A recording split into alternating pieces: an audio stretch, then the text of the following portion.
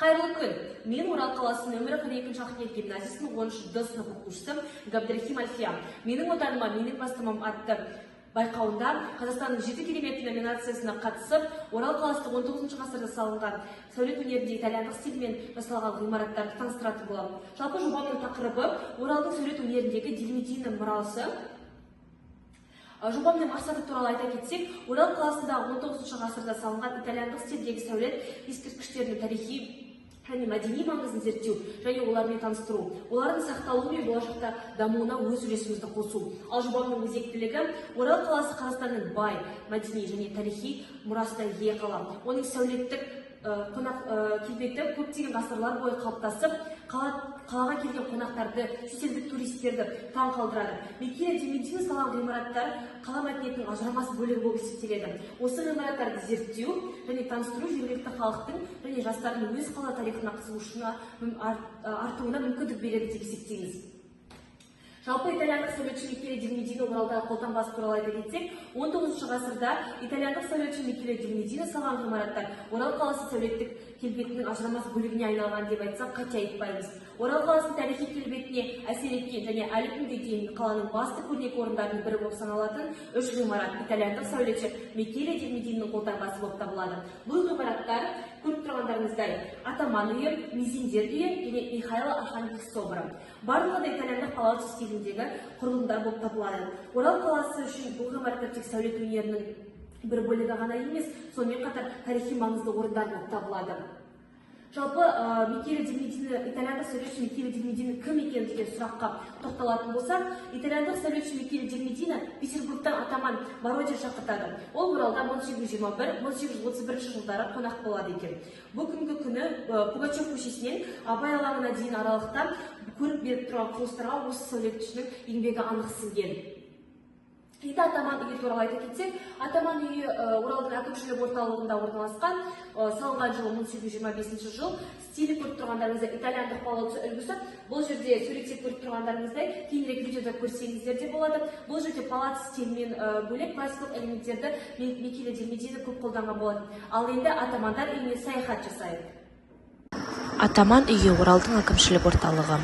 Салынған жылы 1825 жыл, итальяндық палаццо үлгісінде салынған. Ерекшелігі орталық бөлігі портикпен безендірілген, бағаналары мен ашық галереясы бар. Сонымен қатар көріп тұрғандарыңыздай, бұл жерде 1833 жылы Александр Сергеевич Пушкин тоқтаған болатын. Ал қазіргі таңда бұл ғимарат Қазақстан Республикасының Ішкі істер министрлігі Батыс Қазақстан облысы полиция департаментінің округтік әскери дәрігерлік комиссиясы болып табылады. Жалпы Мезиновтар үйінің стилі классикалық стиль. Классикалық стильдің көбінесе ерекшелігі, яғни элементтері барынша айқын көрсетілген. Ал ең басты ерекшелігі фасадындағы 4 бағаналы кіреберіс сәндік шойын балкондар болып табылады. Жалпы бұл маңызы Мезиновтар үйінің полковник Стахи Мезиновтың резиденциясы болған, бүгінде сәулеттік мұра ретінде біздің күнімізге шейін сақталған. Келесі кезекте көріп отырғандарыңыздай, Микеле Дильмидиноның тағы да бір сәулет өнеріндегі ғимараты, бұл Михайло Архангельск соборы, 18 ғасырда негізі қаланған, кейін Дильмидино мұнарасын жаңартқан болатын. Жалпы Михайло Архангельск соборы діни сәулеттің символы. Салынған жылы 1741 жыл.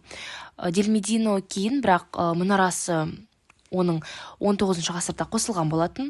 Стилі Псков-Новгород мектебінің элементтерімен толықтырылған готикалық үлгі. Бұл жерде де біздер Дильмидиноның өзінің готикалық стильдегі үлгісіндегі бір элементтерді қолданғанын анық көре аламыз. Жалпы ерекшелігі 4 қабатты шіркеу мұнарасы және де биік қоңырау күмбездері. Тарихи маңыздылығы 1773 жылы, 1775 жылдары Пугачев көтерілісінің бекінісі ретінде пайдаланылған болатын.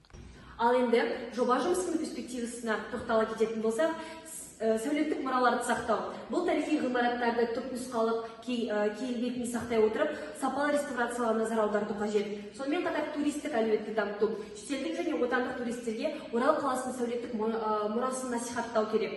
Және де білім беру және ғылыми зерттеулер. Оралдың сәулет өнерін зерттеуді кеңейтіп, тарихи ғимараттар туралы оқушыларға көптеген ақпараттар беріп, оларға экскурсиялар мен көрмелер ұйымдастыра отыра сайттар жасауға тарту қажет.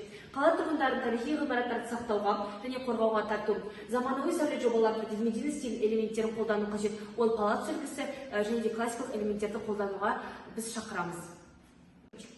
Ал енді жобамыздың қорытындысына тоқтала кететін болсақ, қорытындылай келе, Орал қаласы Қазақстандағы сәулет өнерінің айрықша үлгілері бар, көне ғимараттардың ордасы саналатын тарихи қала.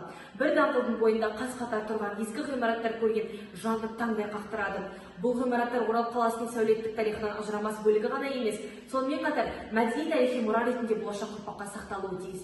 Орал қалам дегенде, Орал қалам көне музей секілді тоналмаған деп ақын Ертай Ашықбаев жырға қосқандай, Оралда кезеңдердің куәсі болатын көне ғимараттар жетерлік. Оларды қорғау, насихаттау және қаланың дамуына тиімді пайдалану бүгінгі ұрпақтың міндеті деп санаймыз. Қош сау болыңыздар.